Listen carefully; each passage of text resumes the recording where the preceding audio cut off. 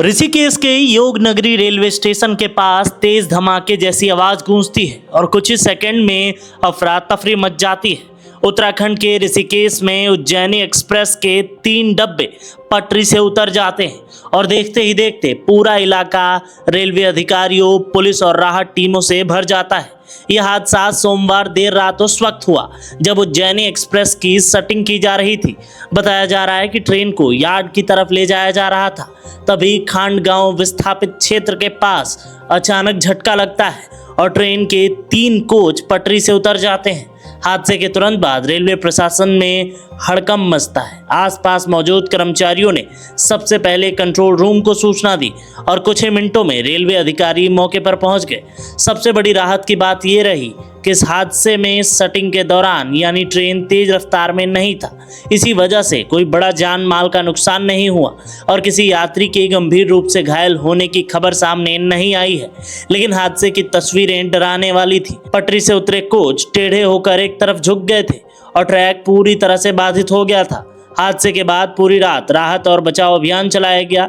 Railway की तकनीकी टीमें मौके पर पहुंची और भारी भरकम क्रेन, जैक और मशीनों की मदद से डिब्बों को हटाने का काम शुरू किया गया।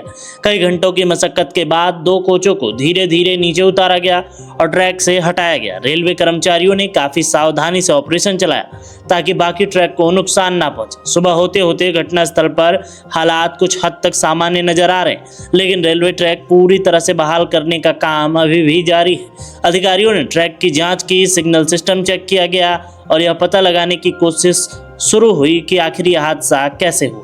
प्रारंभिक जानकारी के मुताबिक सेटिंग के दौरान तकनीकी गड़बड़ी या पॉइंट बदलने में समस्या की आशंका जताई जा रही। हालांकि रेलवे ने अभी आधिकारिक तौर पर इस हादसे की असली वजह साफ नहीं की है।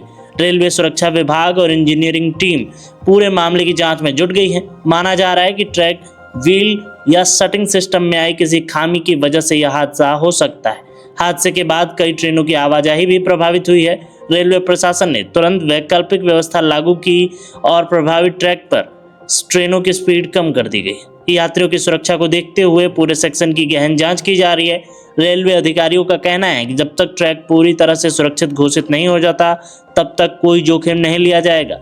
घटनास्थल से सामने आई वीडियो और तस्वीरों में साफ देखा जा सकता है कि किस तरह विशाल क्रेन की मदद से कोचों को उठाकर वापस पटरी पर हटाया गया है। रेलवे कर्मचारी रात भर बारिश और अंधेरे के बीच लगातार काम करते नजर आ रहे हैं। स्थानीय लोग भी देर रात तक मौके पर मौजूद रहे और पूरे घटनाक्रम को देखते रहे।